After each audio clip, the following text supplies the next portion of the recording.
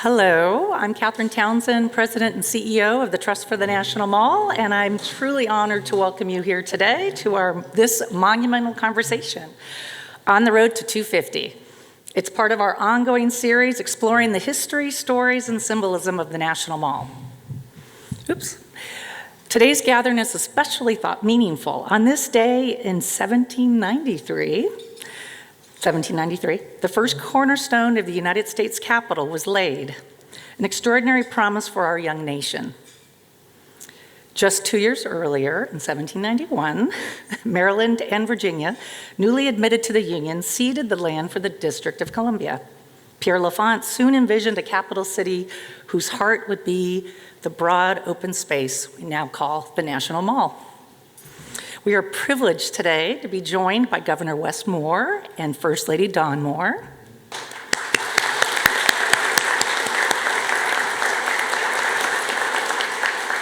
Governor Glenn Youngkin and First Lady Suzanne Youngkin.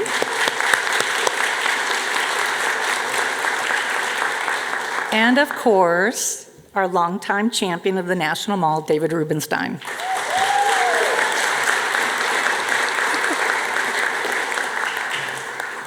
The Trust is proud to be the nonprofit, nonpartisan, philanthropic partner of the National Park Service, dedicated to restoring, preserving, and enriching the National Mall and President's Park, the White House grounds. Just yesterday, on Constitution Day, we launched the National Mall Gateway, a first-of-its-kind digital and on-site civic learning platform connecting students, educators, and the public to its history and guiding principles, its landmarks, and the historic events that have shaped our nation. So you see a little card, check it out. It's on your table in front of you, and check it out. This new platform transforms America's most iconic public space into a dynamic civics classroom, inspiring generations to learn, engage, and grow as informed citizens, one of the greatest callings of our time. Please take a moment, I just said it again, take a moment, check out the QR code, and explore and let us know what you think. It is indeed a busy and exciting week for the Trust. Tonight, we also host the Congressional Pickleball Match on the Mall at 12th Street with 15 members of Congress from both sides of the aisle. And this weekend, we welcome 900 players and thousands of spectators for our third annual National Mall of Pickleball presented by Humana, celebrating unity through one of America's favorite sports.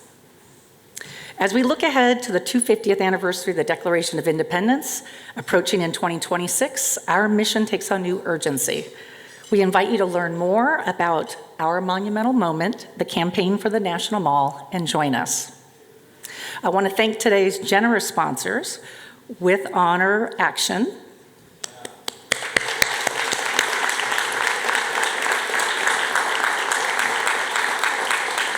Meridium. Where's Meridium? There you are.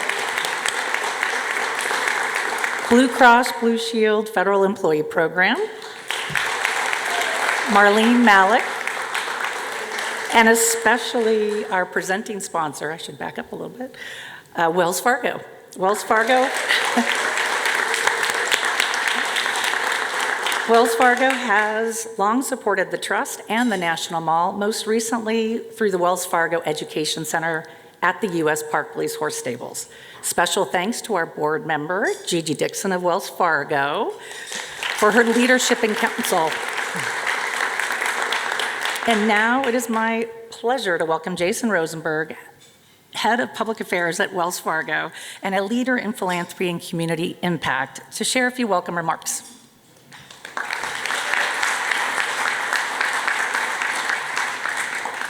Well, good afternoon, and thank you, Catherine. Thank you for joining us today. And one correction, it's the Honorable Gigi Dixon when we're around her, so want to make sure that we have that correct here. Wells Fargo has been proud to be a longtime supporter of the Trust for the National Mall. It began shortly after its inception and has been going for many decades. We're honored to help bring the new U.S. Park Police Horse Stables Education Center to the mall, between the Lincoln Memorial and the Martin Luther King Jr. Memorial. And we're also continuing proud to have our senior leaders like Gigi serve as the secretary of the board in an important position. Now, the National Mall truly is America's front yard. It's what showcases what makes our country great: unity, freedom, democracy. And as America's bank, with branches and centers and communities in nearly every state across the country, we have a deep appreciation for what the mall means to America, why preserving this space matters, and not just on the 4th of July, and not just every 4 years during an inauguration, but every day when millions of Americans and visitors can come and enjoy the mall, learn at its museums, and see what brings us all together. So it is a privilege to be part of this today, celebrating the upcoming 250th anniversary, and more importantly, the next 250 years. Now, I want to extend a special thank you to the Governor and First Lady of the state where I was born and raised, and generations of my family, the Governor and First Lady where I am raising my family today, and most importantly to David, who leads the most important sports franchise as a longtime Baltimorean. So I will turn it back over to you, Catherine. Thank you so much. Thank you, Jason, and thank you, Wells Fargo, we are so proud of our successful partnership. Okay, now you get to have some lunch. So please feel free to have some lunch. Network QR code, the gateway, please, and we'll see you shortly. We're going to start the conversation at 12:30. I can't say that I'm shocked. This room is just loaded. And I'm sure you heard Catherine's plea out there to support our 250th anniversary. We'd love to have you there and also participate. It is an honor to join you for this monumental conversation, and I know both governors, and I'm really looking forward to listening to both of you. And as we're all eager to get this conversation started, I am pleased to help introduce today's moderator. He's a longtime champion for the National Mall and the Trust and its mission. He's well known for supporting the restoration of the Washington Monument after the 2011 earthquake, and famously, he was able to touch the top of the monument. And I really need to talk to you about how you did that. That's amazing. And most fitting for our gathering here at the Lincoln Library, he generously committed $20 million to bring the Lincoln Undercroft exhibit to life, set to open on July 4th, 2026, as part of America's 250th anniversary celebration. He is the past recipient of the Trust History Heroes and Hope Award and a member of our National Mall 250 cabinet. And finally, he is the co-founder and co-chairman of the Carlyle Group and chairman and CEO of, you guessed it, the Baltimore Orioles. I hope you're enjoying yourself. I warned him how tough it was to own teams. And he also is a great friend.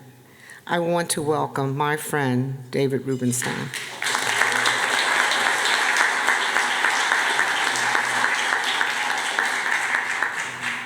Sheila neglected to mention that her involvement in the mall is quite impressive as well. Not only has she received the award from the National Trust, but she helped put together the financing and was generously involved with the financing for the stables on the mall for the park service. So thank you very much for that. So I want to thank Catherine. Catherine Townsend has been the indefatigable leader of the National Trust for quite some time. And I think at the time I told her when she was thinking about the job not to take it, it's an impossible job. I was proven wrong many times because she's done a spectacular job and has raised more money than anybody thought would be possible. And the hardest thing she's done, though, is to get 2 governors and 2 first ladies to show up at lunch at the same time. And that's a very difficult thing to do, as all of you probably can imagine. So I want to thank Catherine for her indefatigable effort on behalf of the National Trust, and thank you for bringing this together. Let me just introduce the guests we have, and I'm going to bring them up, give them an award, and then we're going to have a conversation. So let me start with my former business partner, Glenn Youngkin. Glenn Youngkin is a native of Virginia, as all of you are not surprised to know. He was a basketball star and recruited by Coach K, to play at Duke University, where Glenn's father had been a rebounding champion. But Glenn decided not to go to Duke University, to Duke's regret, and went to Rice University, where he became the captain of the basketball team. Later went to Harvard Business School, was a Baker Scholar, which means he's in the top 5% of his class. Came to Washington at McKinsey, and then I managed to hear about him and recruited him to Carlisle, where he was for about 25 years one of our star employees, and later rose up to be the co-chief executive, and then left to run for governor of Virginia, which I told him he would never get elected to do position because, he had no background in this, so I was wrong again. But Glenn has done an incredible job, and Glenn, thank you very much for making the time available. Glenn is also with his wife, Suzanne, the parents of 4 children. Glenn has been married and Suzanne for 31 years. And Suzanne, his wife of 31 years, born in Arkansas, grew up in Texas, and they are the parents of 3 sons, 1 daughter who's getting married in 2 weeks. Is that right? So congratulations. And like many first ladies, she's learned that you have to work full-time at the job and you get paid nothing for doing it. And Suzanne has done a spectacular job as the First Lady of Virginia, and thank you very much, Suzanne, for being here. And I'll talk to her a little bit later about an event that happened not long ago where quite dangerous situation for her and her children, and it's not really been that well known, but I do think it's important to let people know what she did and on behalf of many people at that time. The governor of my home state, Wes Moore, is somebody that I've admired from afar for a while because I was on the Johns Hopkins Board of Trustees, and ultimately Wes, a graduate of Johns Hopkins, was being put on the board. And I read the resume and I said, it's hard to believe anybody could do all this. He went to Johns Hopkins, raised by a single mother, went to Johns Hopkins and became a star football player there, and also a Rhodes Scholar, Phi Beta Kappa, and went to Oxford. And after Oxford, he volunteered to go into the military. Very often, people who are Rhodes Scholars say, well, I can coast through life. I don't have to go into the military in combat as well, not just go into the military. Went into combat in Afghanistan and risked his life on many occasions, for which he's won the Bronze Star. Thank you.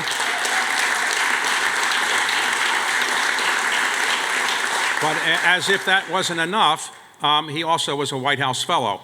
And after he finished his White House fellowship, as he was finishing it, he came to see me, and I said, look, the highest calling of mankind is private equity.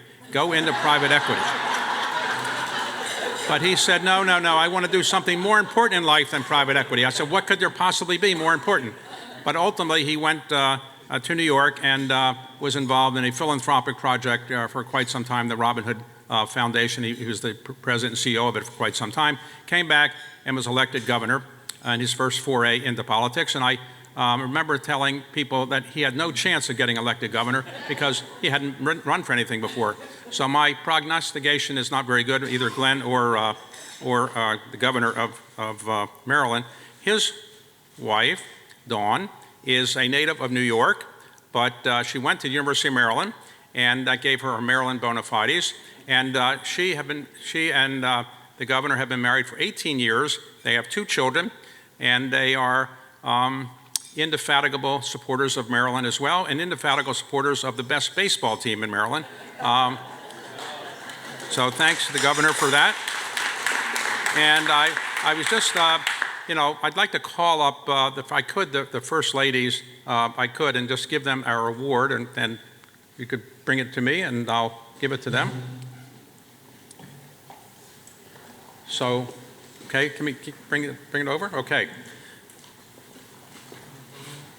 Okay, so let me just, I'm going to drop it. No. All right. So this is the award that we give out to our most valued supporters of the mall, the History, Heroes, and Hope Award, and it's presented today on behalf of the Trust for everything you've done to support the mall and to support the whole region. And I want to thank both of you for what you've done. Let me give you, Dawn, yours, and ask you if you make a few comments. And then, Suzanne, if you'd like to say something as well, let me give you yours, okay? All right, do you want to say a word or two about anything? I won't spoil the great panel we're going to have, but I would just like to say thank you, David. Thank you, Catherine. Thank you to each and every one of you who have supported this historic and most tremendous effort for our country. I feel very grateful, along with my husband, to be here with all of you and to receive this amazing award. Okay, thank you.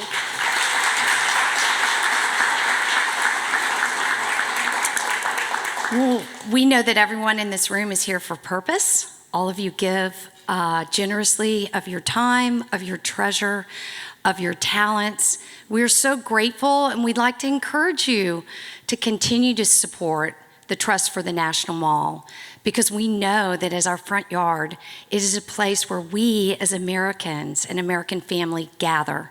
And that's such a privilege. And Glenn and I are so honored to be here and so appreciative of this very special honor. Thank you very much. All right, so, Glenn, when you were growing up in Virginia, did your parents ever bring you to the mall? Well, first of all, welcome everybody. Welcome. And I want to add my thanks to the great comments from both the First Ladies, to all of you for supporting the National Mall. America's front yard is really important, not just to Washington and not just to Maryland and Virginia, but to our entire nation and the world. And so the fact that all of you are willing to come together, not just to support it, but more importantly, to celebrate it, that's what today is all about. And so thank you, thank you, thank you. So David, one of the joys of growing up in Virginia is we are steeped in America's history all the time, all the time. And one of the great gifts is in elementary school and particularly in middle school, most of Virginia students get a chance to come to Washington, D.C. and visit not just our heads of state and places where government is housed, but the National Mall. And when I was in what is now middle school, we took that trip. And I remember that trip like it was yesterday. I remember it because we had not the best lunches, which is something that every 12 or 13-year-old's really focused on. But I remember the impact that it had on me because I had a chance to see all of the great historical leaders, to see the great museums that told our nation's history. But on top of that, I had a chance to see it all in one place. And that's what's so exciting. So you did come here. We did. Okay. So, equal time, did you come here as well? Ever? Your mother ever bring you here? You know, I actually did not spend a whole lot of time in the mall, honestly, coming up. My appreciation for the mall really did not start until I got older. And, you know, one of the things I come to love and appreciate about it is it's a celebration of this country, but it's not a celebration of the country's perfection. It's an honest portrayal about the American journey. You know, I love the fact that the mall is a place where, you know, we can talk about people and celebrate people who did heroic actions at a time when our country was really struggling with itself, struggling with others, but how it's a celebration of people who just reflect the fact that, you know, that when you think about in America's most complicated moments, there was really two things that have gotten us through, and that's God's grace and heroic actions, heroic leadership. That's it. And so, you know, one of the things I really came to appreciate about the mall as I got older is that, you know, that this is a place that can have an acknowledgement of the Vietnam War and our Vietnam War veterans. That this is a monument that can have, you know, have a tribute to Abraham Lincoln, our leader during the middle of a brutal Civil War. That this is a place that can have a tribute to Dr. Martin Luther King Jr., a person who helped to lead this country when, you know, during a time, and in many cases, and still many times right now, where the racial history of the U.S. is still being pressure tested. And so it's one of the things that I did not have a full appreciation and a full love of the mall until I was able to really appreciate why it's so important to us. All right, Suzanne, you grew up in Texas, so you probably weren't coming to the mall all the time, but when I you was were... not. I did not get to come in 8th grade. But when you were raising your family with Glenn in Virginia, did you ever bring them to the mall or any museums or anything like that? We absolutely did. The very first time I visited the mall, I was 21 years old. I came here as a summer intern in between my junior and senior years of college. I lived in the dormitories at Georgetown University and really immersed myself as a young person in everything that DC had to offer, including co-ed softball on the mall, which is a fan favorite of young people. So it's been a very important part of our lives, my life, since then, when Glenn was getting out of Harvard Business School and we were discerning where to go. Virginia, to me, was a tremendously exciting proposition. His family was here, which made sense, but I was just thrilled to get back and to learn more. Okay. Let me ask you a question I teased a bit before. When there was the tragedy recently in Texas, there was a flash flood. Where were you at that time? I was in Texas on the Guadalupe River, and I was awoken at 3:50 a.m. by my nephew, who is in the Navy. He's down in Pensacola. He was in his boxer shorts covered with debris, and he came into my room and said, "Aunt Sissy, you've got to get up now and get out. The water's rising." And all 4 of our children were there. Glenn was going to join us the next day. We had 38 people in our little stretch of the river, and 37 of us were able to scramble to safety on a hillside in that storm. So, as I understand it, you had the opportunity to take a helicopter to get out, but you chose not to do that. Is that right? I wouldn't make my proposition that glamorous. What I would say is there was obviously concern because, as the Moores know, our incredible detail is so dedicated to our safety, to our well-being. They are the most brave men and women I know, and I was separated from them. They were on the other side of the river.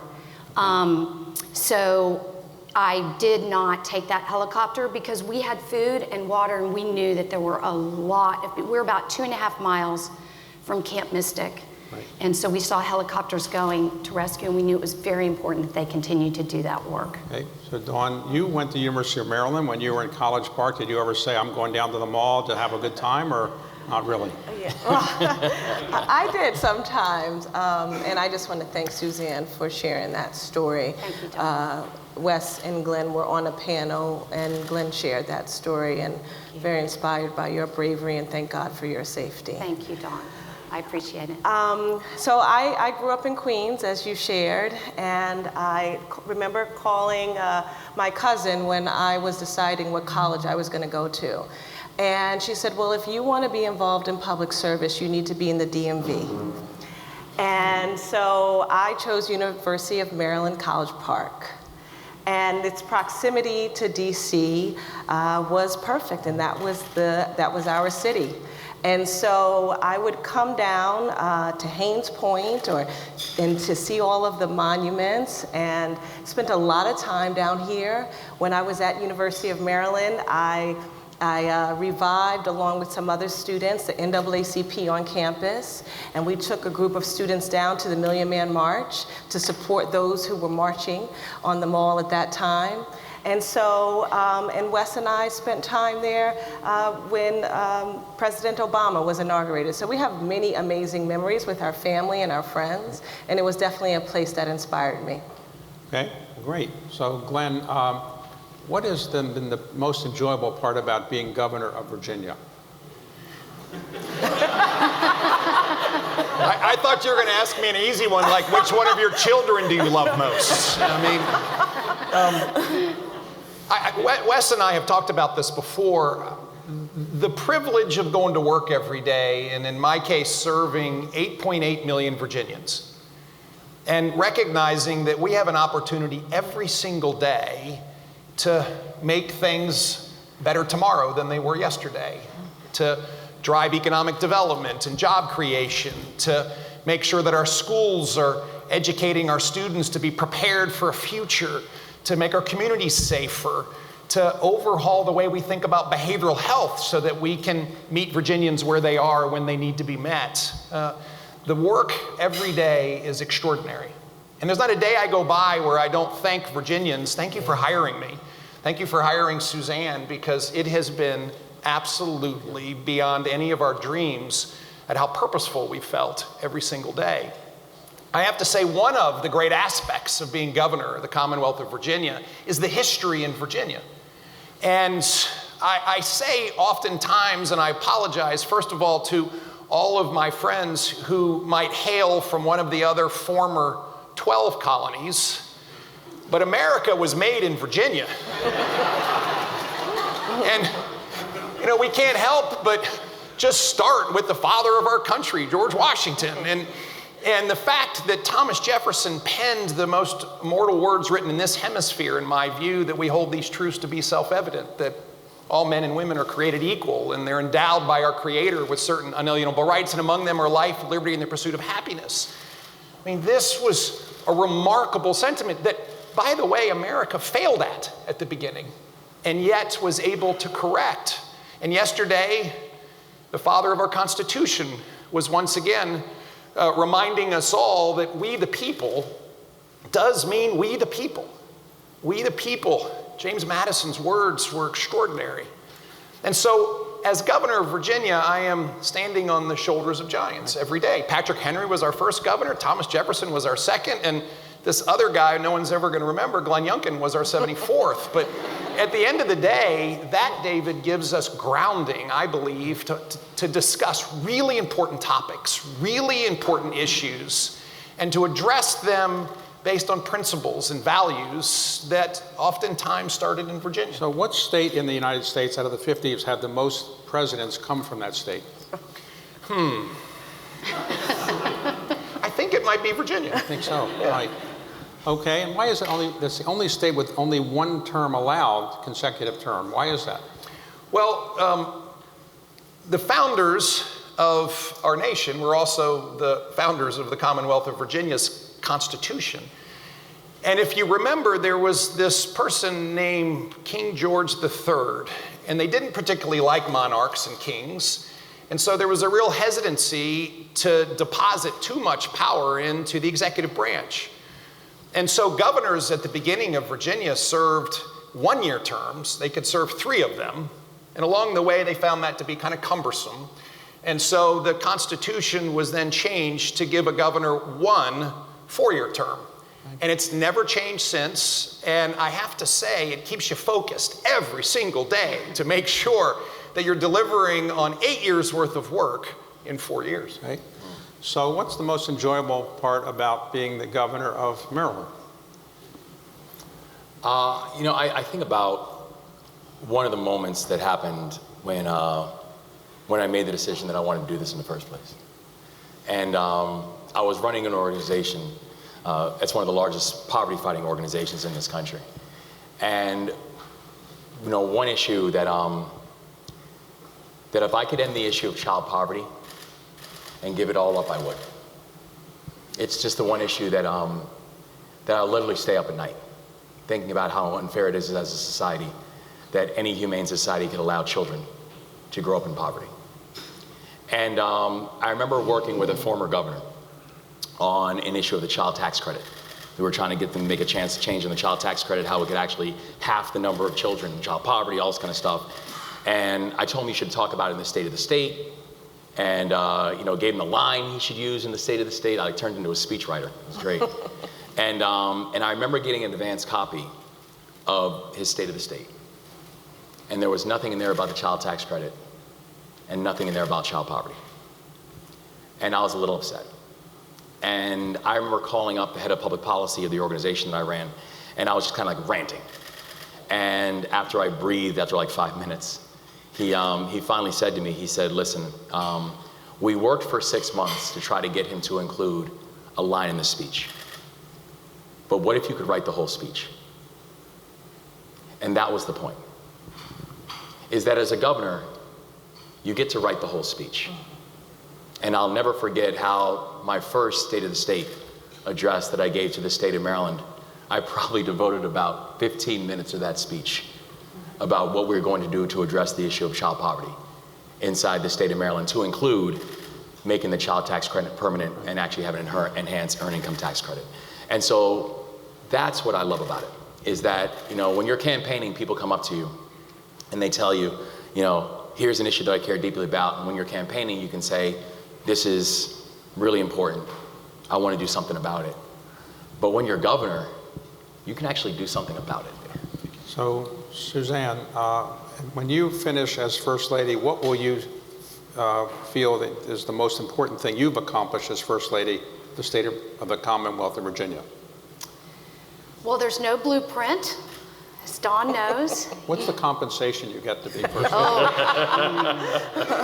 I'm still waiting to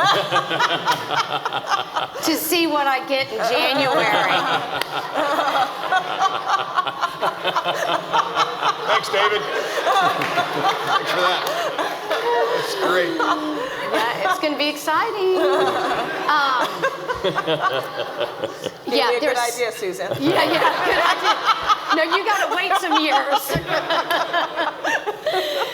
Yeah, no, there is no blueprint. I don't think there's any right or wrong. I think knowing the First Ladies like I do, we have the distinct privilege of socializing with one another, of getting to advocate on issues together through the National Governors Association and through other organizations. I think our paramount job is to make sure that these gentlemen can do their paramount job. And so I do think that we all have a simple understanding that our priority is always home, family, keeping the trains running, because these guys are out changing the world, which is a privilege. But one of the things that I've been distinctly focused on, and I'm not going to dig into it here, but we lost a young friend in 2020 to overdose, and in particular fentanyl. Fentanyl is a plague of our moment in time. So when I came in, I just listened and tried to prioritize what I was hearing in terms of the ways that Virginians were suffering the most. And substance use disorder, mental health, and behavioral issues was something that in particular was a problem for our children. So we dug in there, and very proud of the work we've done, and we've seen not only our overdose death rate decrease substantially, but we've been working tirelessly to make change so that people do have access to the care that they need. David, if I could. Sure. Suzanne is incredibly humble. She jumped into fentanyl with not just both feet, but with everything she had. She organized our public safety secretariat. She organized our education secretariat. She organized our health and human resources secretariat. And we went to work under a banner of It Only Takes One. We used legal routes. We pleaded with children. We supplied them with naloxone so that they would have an antidote. We educated parents, and the work that she did was just absolutely foundationally impactful. And I will say Virginia has now led the nation in reducing fentanyl overdoses at 45% reduction over the course of the last year. And so you deserve Dawn, what would you say you're most proud of having achieved so far as First Lady, and what are you're planning to do going forward? Well, as Suzanne said, you know, we, I think, have the privilege to make this job what we want it to be. And I see myself as, and the office of the First Lady, in service to the governor's office. And my husband ran on the what he learned in the military, which was to leave no one behind. And so when I think about the planning of what we do in our office and the work that we do, I always have that at the forefront, because it is no longer just a campaign line or a slogan. It has become the governing philosophy of the Moore Miller administration. And so I have done work that I'm very proud of around military families. I was the first lady in almost 20 years to testify before the General Assembly on the importance of hiring our active military spouses, because they were the ones who were often, highly qualified and moving around, serving our country, serving our state, but often not being able to find jobs that fulfill the work that they are able to do. And I love the ability to take our cultural experiences. David, you and I have worked on the second leg of the Preakness together. And it is something that in Maryland, the equestrian industry is a $3 billion industry in Maryland. And so that is one of our crown jewels. And I was excited to work alongside so many people with that great initiative. And then I care deeply about women's economic empowerment. I've done much work around that. Arts and culture. We have taken our governor's mansion and turned it into a place that is representative of all Marylanders. So I'm very proud of the work that we have been able to do. Okay. Glenn, you will not be governor in next July, I think, right? You'll be termed out. But what are you doing to help the Commonwealth of Virginia get ready for the 250th anniversary? Any thoughts about what you are doing or anything connected to the mall? Well, once again, Virginia sits in a rather advantageous place. So much of what we're celebrating did happen in Virginia. And so we actually started our effort 3 years ago. And the Virginia 250 initiative came together with an enormous amount of support. We actually funded into it from the General Assembly. We put together a world-class staff, actually chaired by Carly Fiorina, and we went to work. 3 years ago, Virginia hosted in Williamsburg the first national A Common Cause for All convention, very much like Virginia did back in 1774.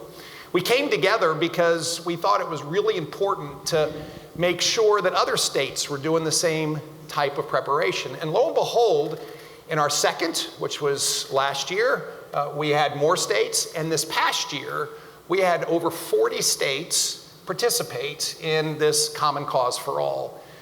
It is underpinned by a statewide effort to engage every Virginian, a statewide effort to educate every Virginian, and a statewide effort to inspire every Virginian in what this anniversary really means. This celebration is far more than fireworks and tall ships. Although I love fireworks and I love tall ships, and they're going to sail from Baltimore Harbor into Chesapeake Bay Harbor at one point.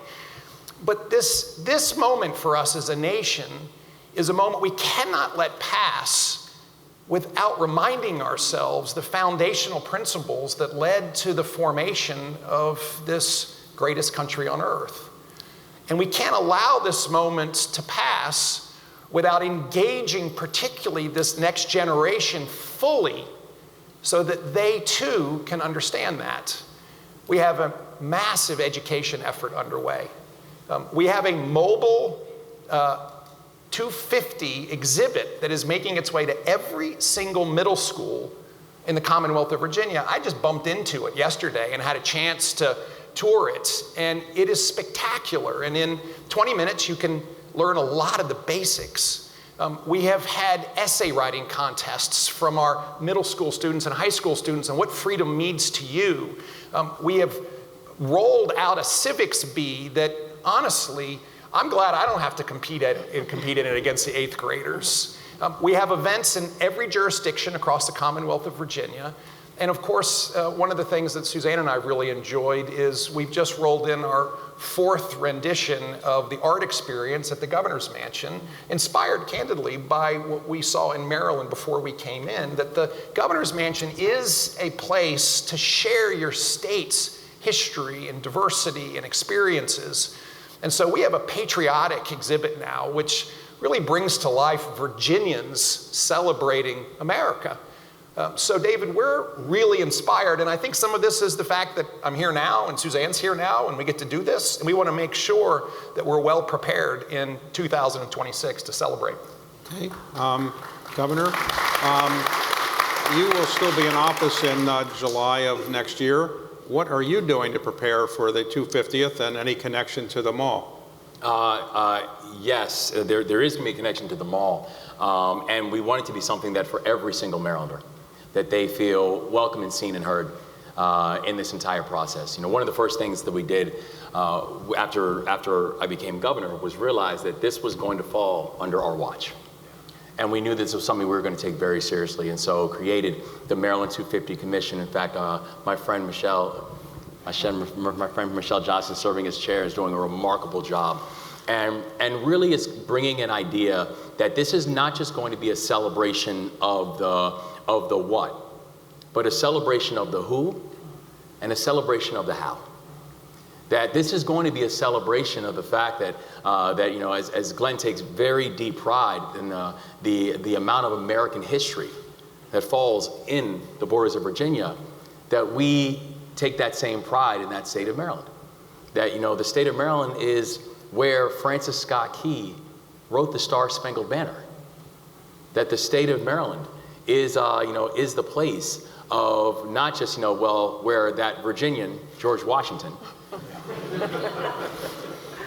resigned his commission in the state of Maryland, where for the first time in our nation's history, where General George Washington walked into our chambers and he gave a speech that I actually have a copy framed in my office, where he gave a speech where he said, "The power doesn't belong to me. The power belongs to the people. And let the people decide where they're going to go next." And General George Washington walked into our chambers as the leader of the Continental Army, and he walked out as a farmer. The first time that we had a peaceful transfer of power in our nation's history, and every single one of our elections, including mine and Glenn's, have been built on that foundation. We want to tell that story. We want to tell the story of the watermen and the chicken farmers. We want to tell the story of both the glories that we've had within the state of Maryland, but also the tragedies that we've had in the state of Maryland. And talk about how the beauty of the 250th is not the 250th is a completion of something. It's a continuation of arguably the greatest experiment in world history, which is this country. This idea that we're bringing people from all over to tell that regardless of backgrounds, that we're here now as part of a larger mosaic that the whole world looks at and admires. And so we're very proud of the work that's happening with the commission. And we're very proud that we think this is going to be a chance for Maryland to play an important role and a real celebration of this larger American journey that's taking place. So, in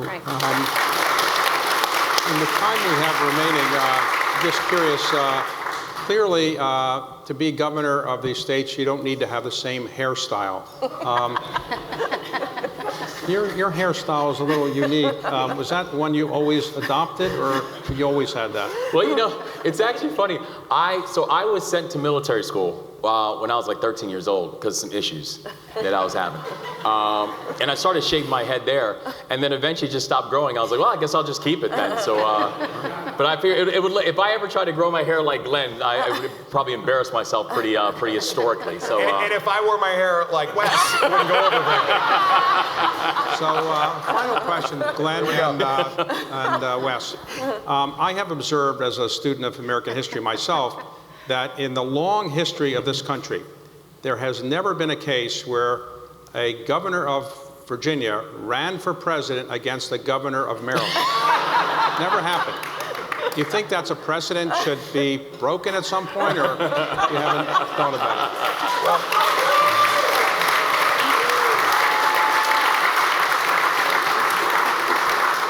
So David, I'm a little bit of a student of history, and there's never been an owner of the Baltimore Orioles run for president either.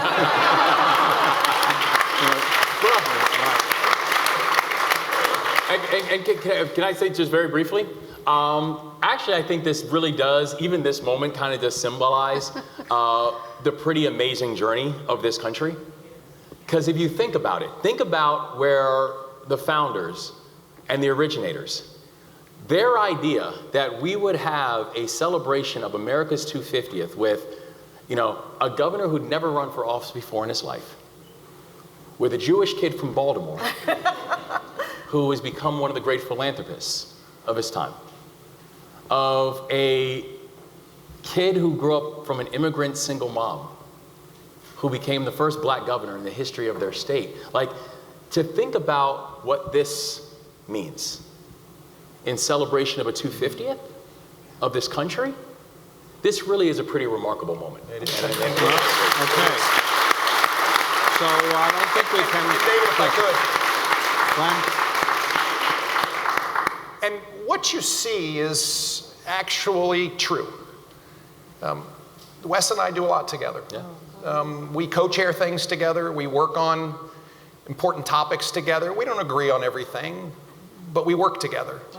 And I think we're at a moment in our nation, particularly with the horrific events of last week, to remind ourselves that it is the foundational principles of this nation, foundational principles that were written down but had to be won and defended, foundational principles that each generation inherits from the previous and has to take forward. And so as we think about the goal on the National Mall, as we head into this year-long celebration of America, we also need to recognize that we have to pass on the baton to the next generation, and that these truths must once again be stood up for. Our First Amendment rights, freedom of speech, freedom of religious expression. The fact that we do have a document, the Constitution, that has now become the oldest living constitution in the world ever. This is America, and why Wes and I, and I think our spouses and David were so excited to join you today, to join you in an effort to bring America together, to bring America to a place, the National Mall, that's more than buildings. It's a place that events happen that formed history. Dr. Martin Luther King Jr.'s I Have a Dream speech changed history. Inaugural speeches, we may each have our own favorite. I still love Ronald Reagan's speech in 1981. Moments where we as a nation expressed ourselves. And finally, a mall that stands as a place of gathering today, whether it's pickleball or softball or walks or runs. This is why this space is so important, and it's why I believe the work that you all are doing, supported by people all over the country and the world, is so important. And so I just want to again reiterate a thank you to all of you for caring deeply for America, caring deeply for helping all Americans and everyone from around the world understand what we stand for. And I cannot wait to be standing among you next year on July 4th, 2026, celebrating the 250th anniversary. Thank you. Thank you. Thank you. Okay, thank you all.